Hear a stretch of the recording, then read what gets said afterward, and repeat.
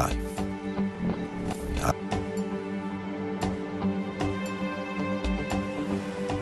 Above as well as under the water. Sperm whales, schools of mobular rays, blue sharks find rich feeding grounds in the channels between the islands.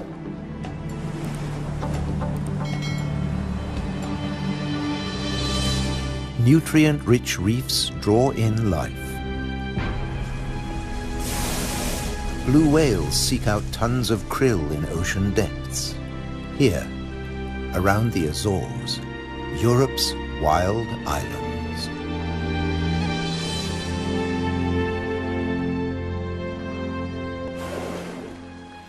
A family of false killer whales cruise the ocean on the lookout for prey.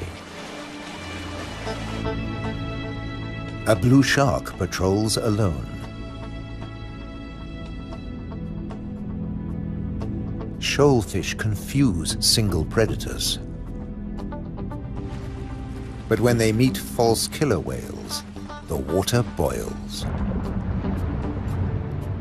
An individual false killer whale dives down with its prey.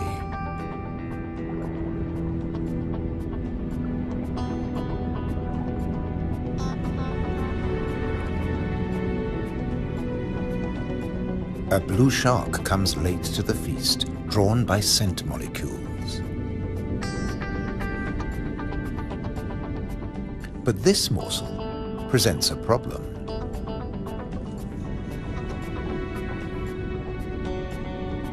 With jaws not made for chewing, it'll never swallow this tail fin.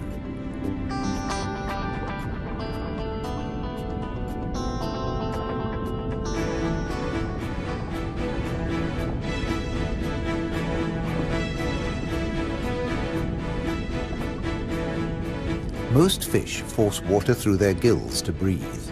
This shark can't, so it has to keep moving.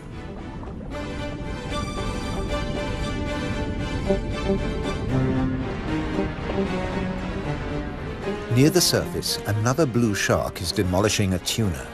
This job its teeth can do: shake and take.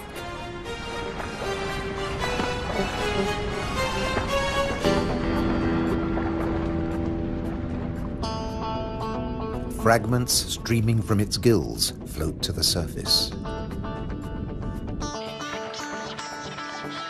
A little extra for the seabirds.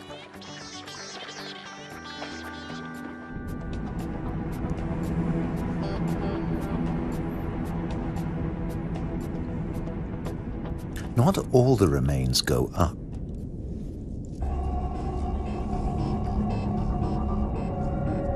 Spread by the current, the scent draws a moray eel from its cave.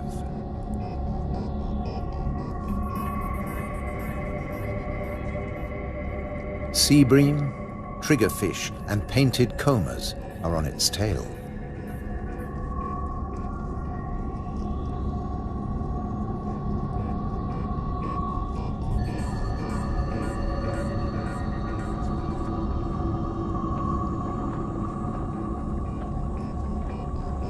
The ocean around the Azores is not short of flesh.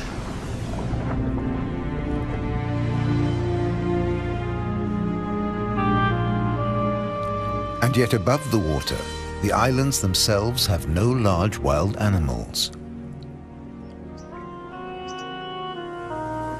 When Portuguese sailors landed on the Azores in 1427, these first humans found no vertebrates at all, except birds and two small species of bat. The birds evolved over time. This variant of the grey wagtail lives only on the Azores.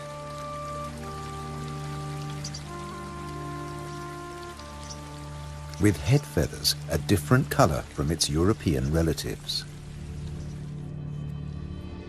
Whole islands have changed too. Santa Maria must have been much warmer once.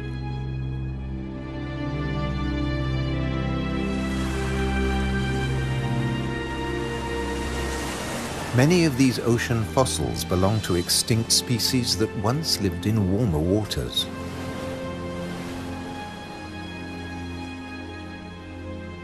The water temperature may have fallen, but not the diversity of species.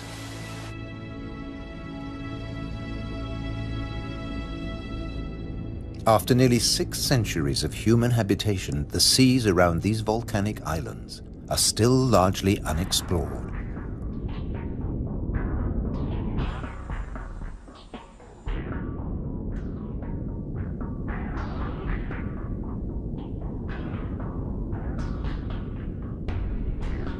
This is the world of the anglerfish.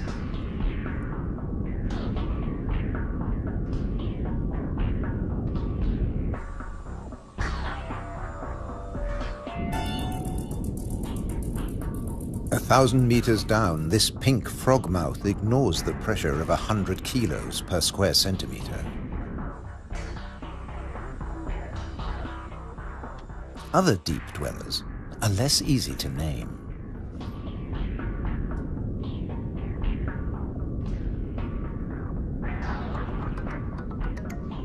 In the darkness, it's easy to underestimate your prey. It has to fit into your stomach.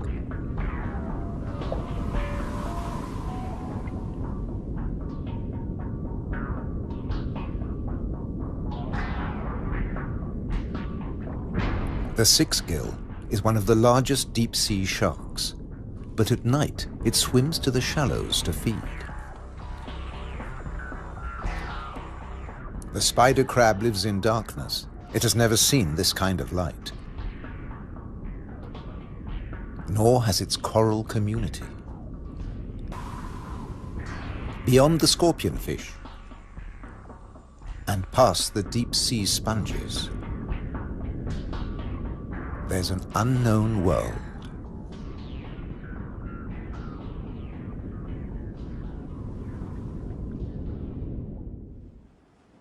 Imagine the Atlantic between Europe and America 8 million years ago. Pressure along the mid-Atlantic ridge forces the continental plates apart. Volcanoes pierce the surface on both the Eurasian and the American side. The Azores.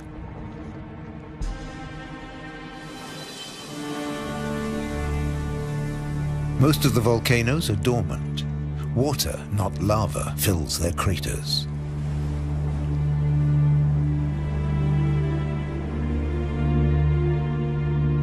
Sometimes only crater edges rear from the sea, worn down by the elements. Spawned by the sea, there too they will return. For now, it's craters that dominate the landscape. Gases still escape from fumaroles on some of the 1,700 volcanoes. Heat brings water almost to boiling point.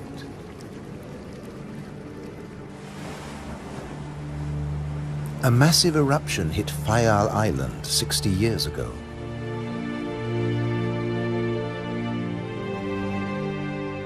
Humans couldn't live in this lunar landscape. Hundreds followed the sun to America. On the volcano's slopes, life had to begin again. Birds were pioneers on naked rock. Wind and birds still bring seeds from over the sea. Some come floating in.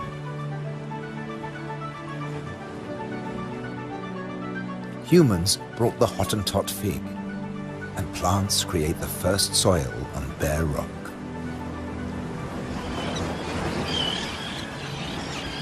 An active volcano will destroy life. Dormant or extinct, it can create it, above and below the water.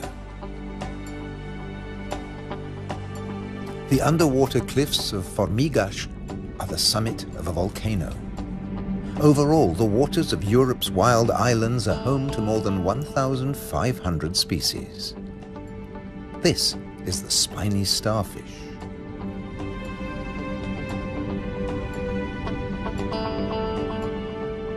There are 530 fish species, like the damselfish, swarming along reef ledges.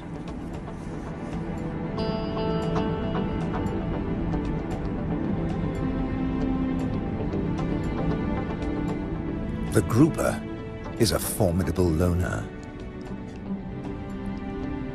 Its giant maws scare off intruders.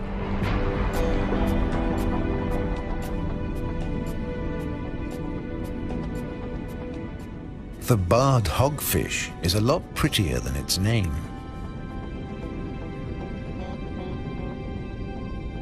It's a protogynous hermaphrodite like its cousin, the grouper. It starts off female until it reaches a certain length. Then it becomes a male, aggressively defending its territory.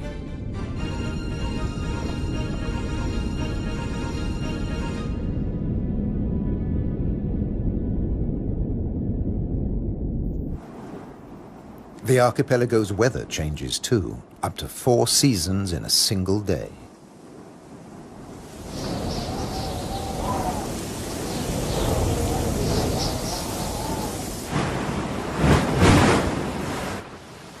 And when the winds blow above, down below, no one is safe. The storm surge tears into the seafloor. But turbulence won't deter European eels from their prey. They're adaptable, living equally happily in salt and in fresh water. This is just swell. Heavy surf stirs up food. For some, that means come out and eat. For others, take cover. The powerful grouper hides in his rock grotto.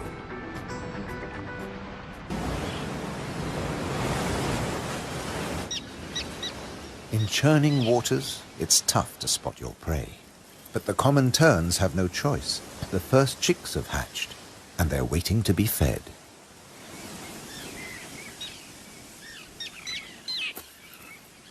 Elsewhere, adults are still brooding. The nest, a few pieces of dried grass, hardly visible. The parents sit in turn for 3 weeks. Their beak, both dagger and tweezers, is perfect for catching small fish.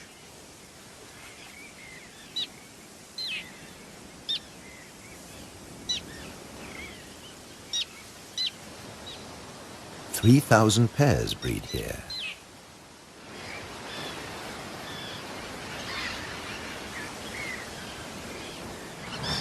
Typically, each couple lays 3 eggs.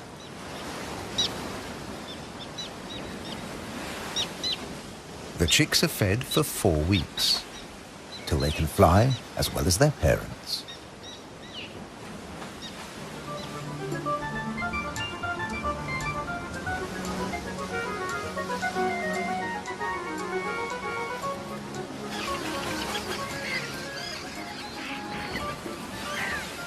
Then they're ready for takeoff on the long journey to South Africa.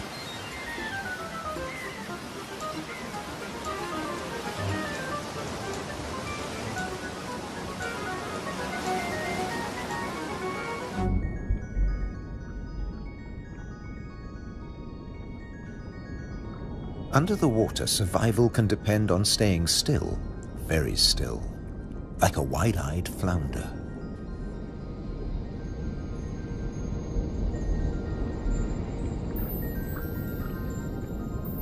With his general-purpose military markings, the Guinean pufferfish doesn't mind being seen.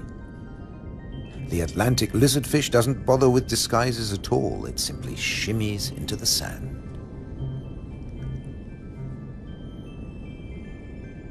This may fool both its prey and its predators.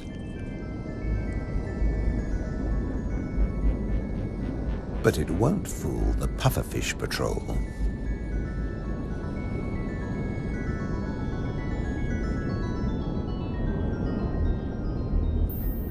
The shamefaced crab folds its pincers to protect its gills and digs itself in.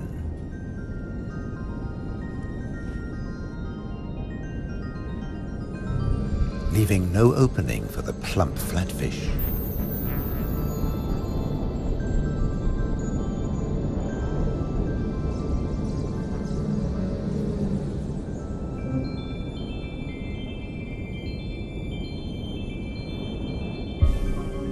Bye. A starfish flees at top speed from a marauding snail.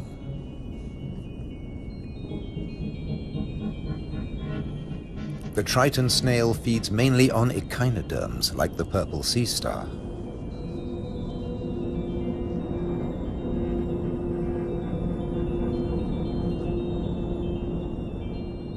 It's no big deal for an octopus.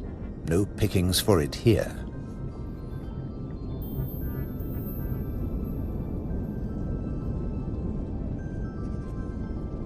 Sacrificing an arm, the starfish gets away.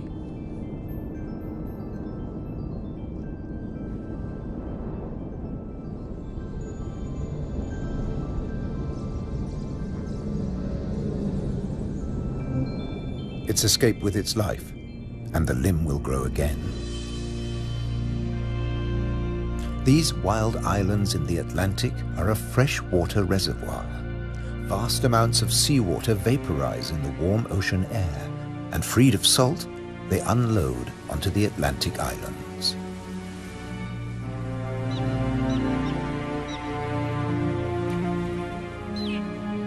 The common tern flies between two worlds, fishing in the sea and in the lakes.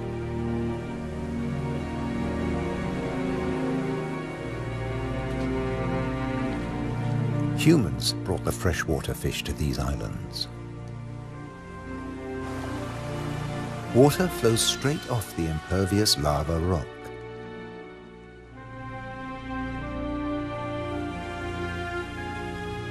But peat moss sucks up huge quantities of water like a sponge, taking it in through every surface.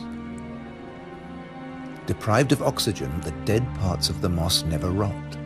The extremities keep on growing, and the moss colonizes more and more of the bare rock.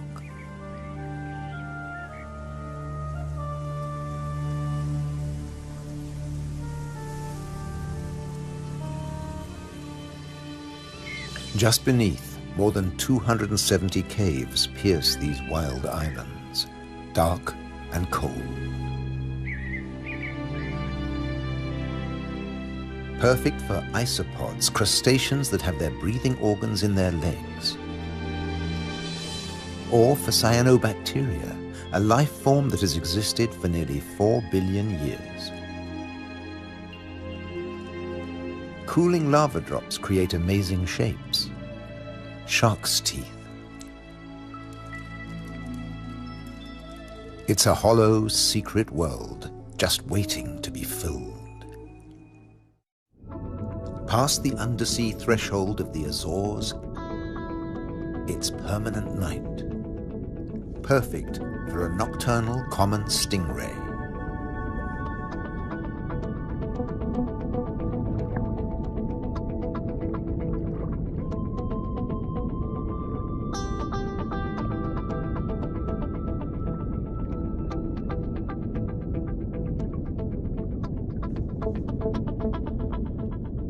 It's not alone here. Sliding over the cavern walls, unicorn shrimp. In the camera light, combers and scorpionfish snatch at their prey.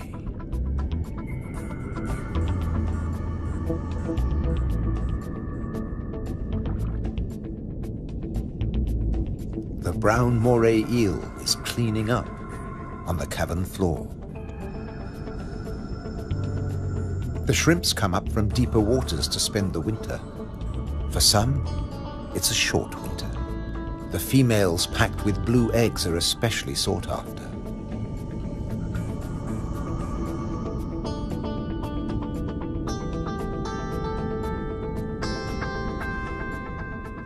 The shrimps also live off crustaceans, their own species. What's left of the moray eel's dinner?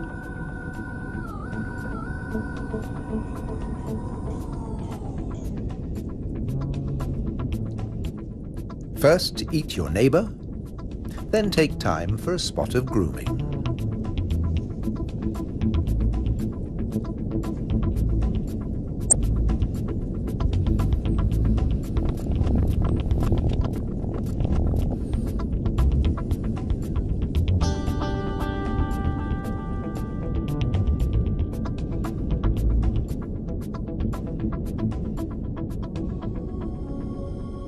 Nearby, on the rocks, an octopus with a human face reaches out.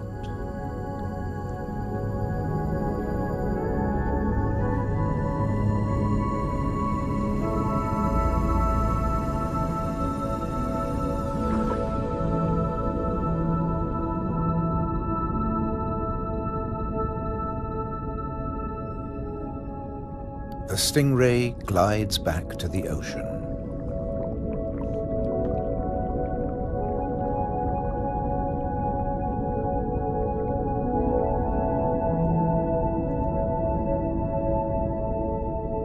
Passing the hundreds of bristleworms growing in front of the cavern.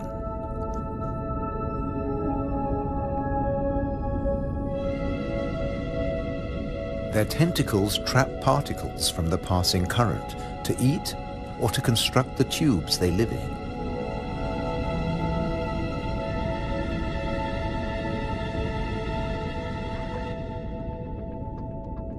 Deeper down is a mysterious place, a rare sight in the Azores, a garden of soft corals. They don't make chalk exoskeletons like their tropical cousins.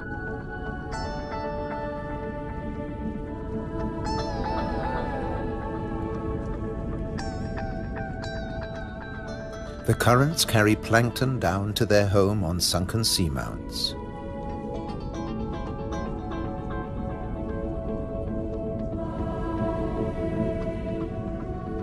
The venomous buried anemone is active only at night. During the day, it contracts. Once, scientists couldn't agree whether corals were plants or animals, so they called them anthozoa, flower animals.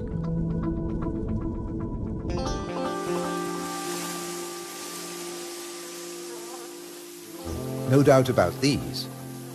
All the flowers on Europe's wild islands arrived from somewhere else. Hydrangeas came from Asia. Natural boundaries between fields. They're a symbol of the Azores.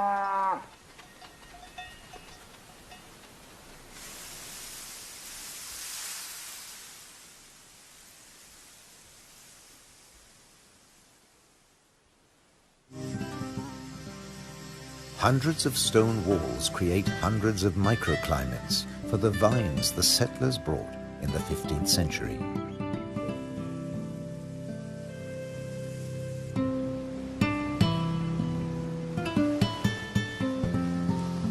"400 years later, the vineyards were abandoned as islanders left for America.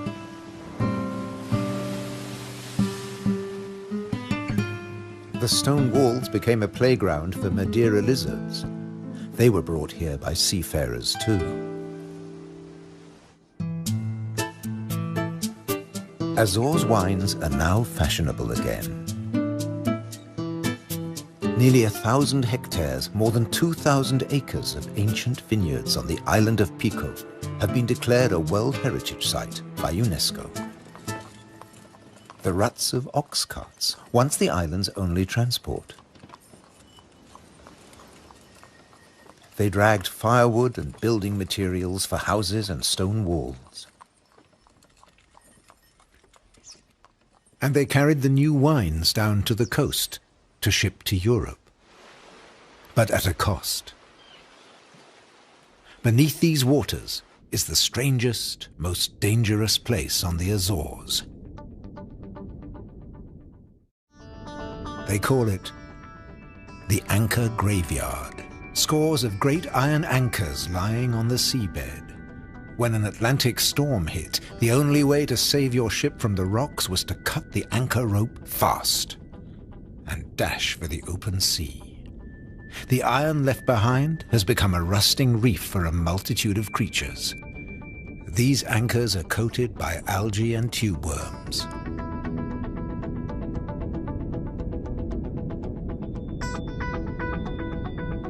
A shark's outline protects hiding fish. The grim-looking sea robin feels its way. The 3 front spines of its pectoral fins have their own receptor cells for finding food. The Mediterranean moray's mouth is mournful, but it's miming the call of the sea robin's swim bladders. A common octopus discreetly searches for food. It will fit in anywhere.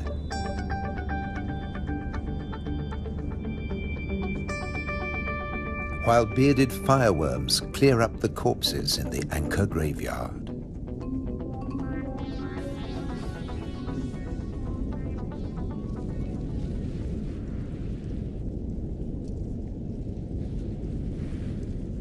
They are the mobile relatives of the immobile tube worms.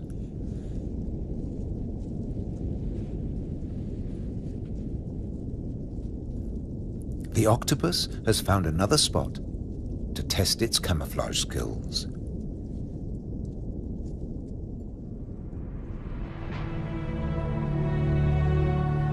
Above water, too, human presence is everywhere, even in the craters.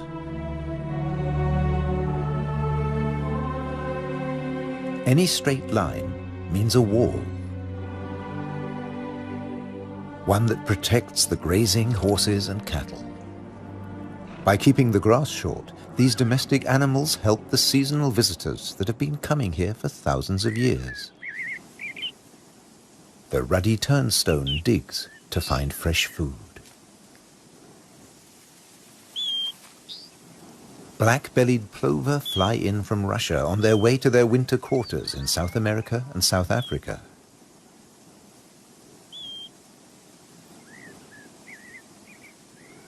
The ruddy turnstone drops in from the Arctic. The northern wheatear arrived from Canada via Greenland. The American pipit drifted in from North America. The blackbird? Well, it's here all year round. It's an endemic variety. The male is darker and glossier than its mainland cousin. Birds have to transport their own weight. A little body can be a big advantage on a long journey. But weight doesn't matter to other migrants. They're supported by water.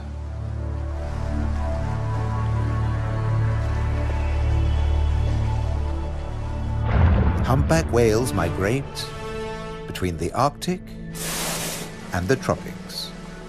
They make a hunchback when they dive, hence the name.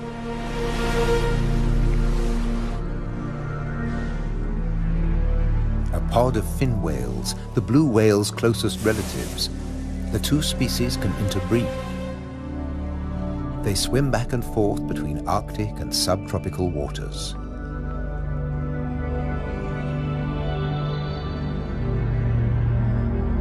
Fin whales and blue whales have their blowhole in the center of their skulls. Sperm whales have theirs on the left.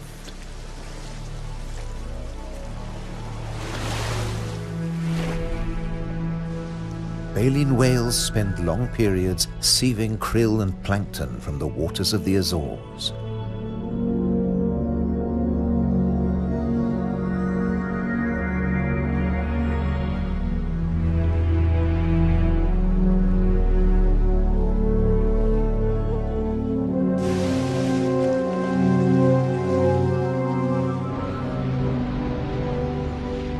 They leave their excreta behind them.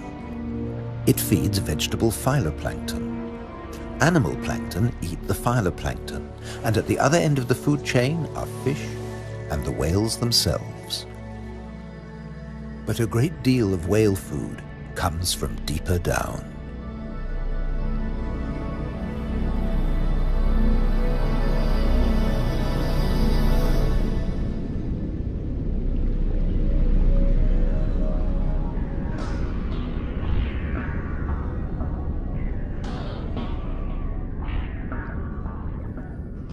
Meanwhile, not all the creatures of the eternal darkness are permanently banished to the depths.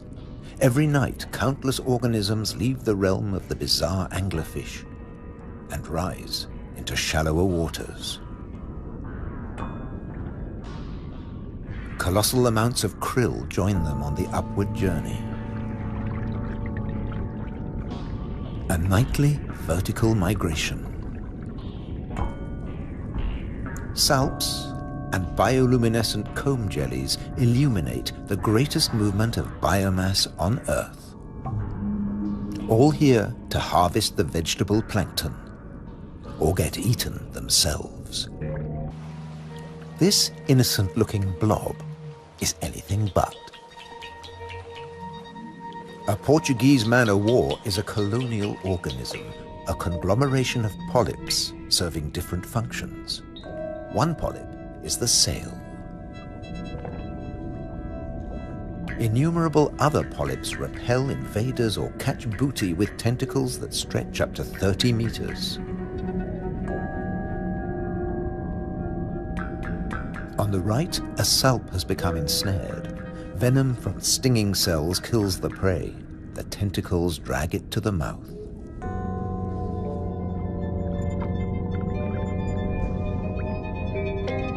Salps are tunicates or sea squirts, more closely related to us than to jellyfish. Delicate bands of muscle rhythmically contract, pumping water through the salp's body, filtering its food.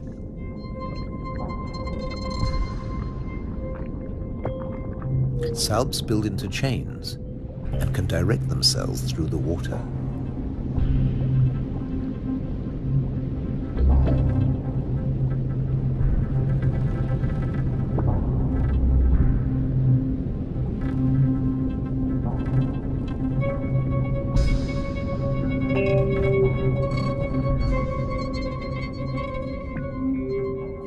A chain can be up to a meter or longer.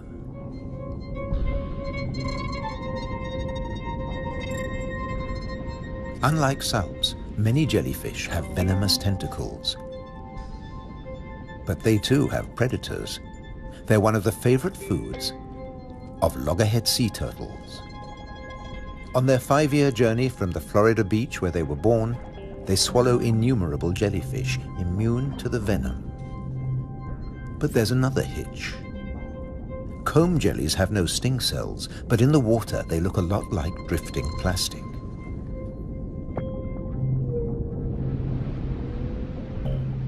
And that's the problem.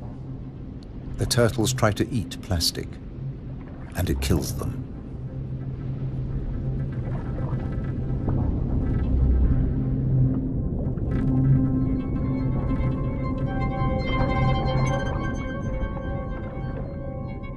This is a great jellyfish hunter.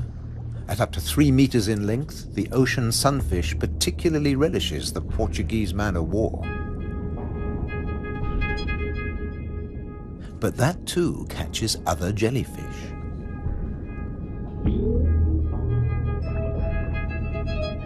The sunfish can dive.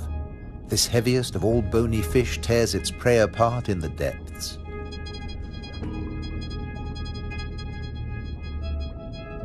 The man-o'-war must stay on the surface, but it's a most effective hunter.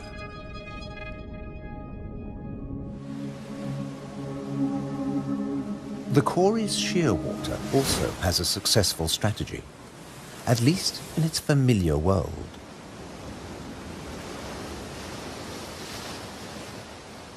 It deposits its eggs in niches high on the rocky cliffs. No surf, no high tide can reach its young. But now they face a new danger. Stray cats.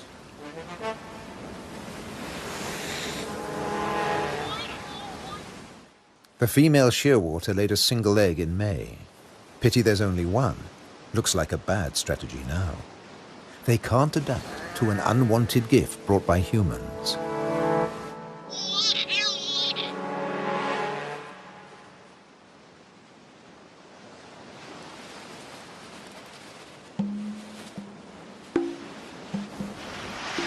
On the island of Corvo, more than 80% of predated chicks are the victims of cats.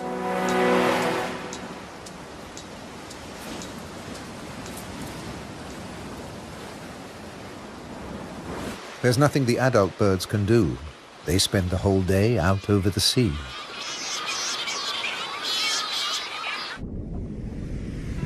By contrast, periphyton, a mix of algae, bacteria and microbes, stay where they grow, ruled by time and tide. Some quickly find a home on flotsam and jetsam. Attached and yet mobile, they drift across the ocean. Goose barnacles fix onto hard surfaces. Their cirri grasp plankton from the water. No matter what it's made of, marine debris attracts life forms.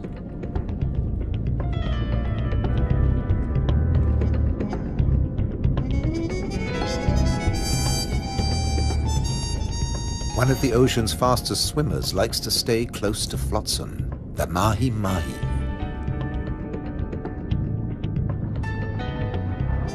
Because floats and buoys provide protection in the open sea. Some species may have survived ocean transfer as passengers on floating debris.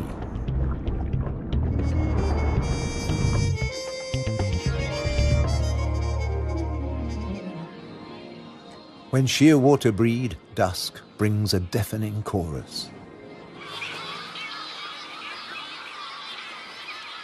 Parent birds calling to their young as they return from the sea.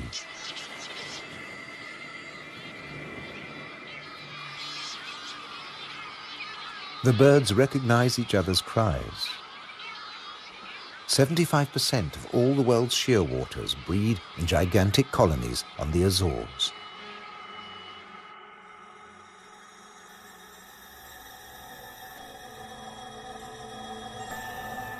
The name Madeira lizard says it all.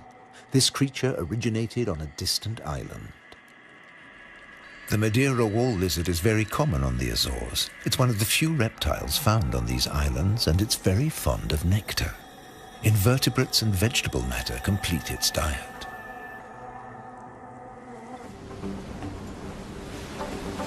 Just across the bay is the domain of a giant.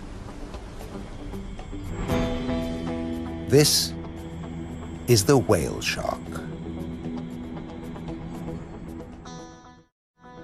The world's biggest fish. That's what 12 meters of muscle and cartilage say about the whale shark. Like mobula rays, it's mainly a plankton eater, but also eats crustaceans and small fish.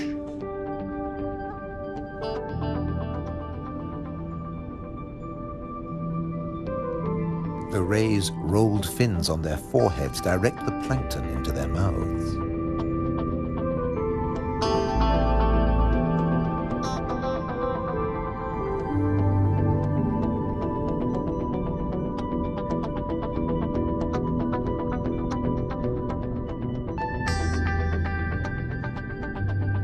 Mobula rays are part of the manta ray family.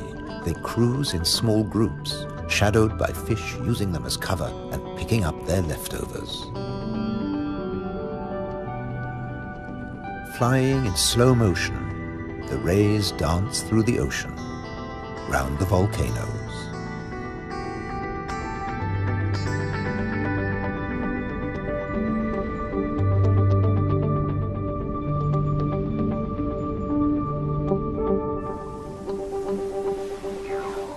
High above, there's something stirring on the cliffside.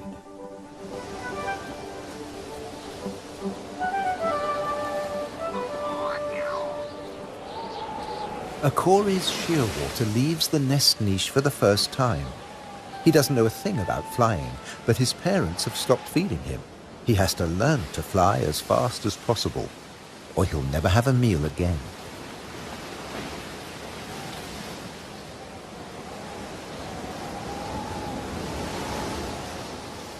He needs a takeoff point with a fair wind.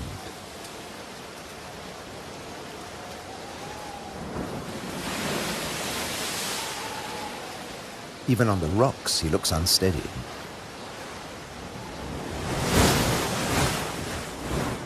A fellow shearwater learns the difference between flying and falling.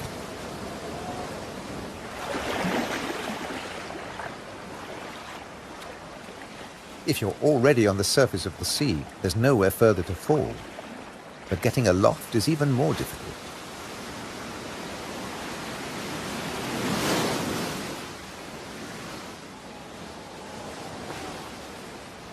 Wings over water. That's the right idea.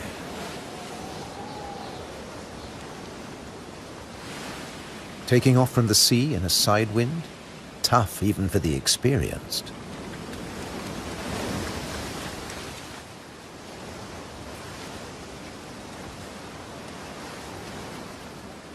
It's now or never. Pluck up your courage. Embrace the wind and off to South America.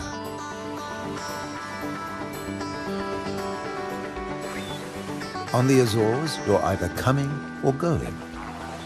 In December, with the sheer waters long gone, male sperm whales are returning from their feeding grounds in the Arctic waters. They meet males who were too young to make the journey and mothers with their young calves born while they were away.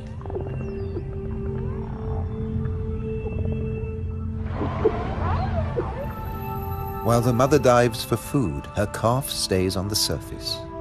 It'll be 2 years before he dives with the group.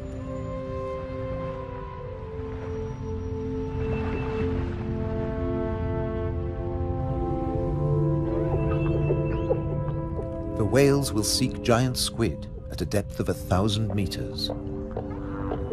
At 18 meters and weighing in at 50 tons, sperm whales are the world's biggest toothed whales.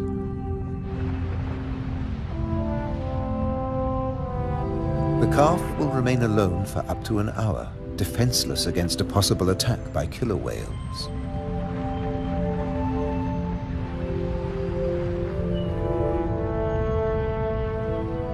Finally, the group return from the deep.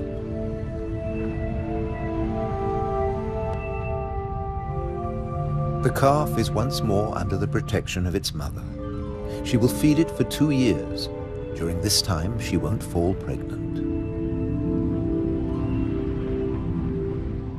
Now the whales can take their ease, preferably hanging vertically in the water.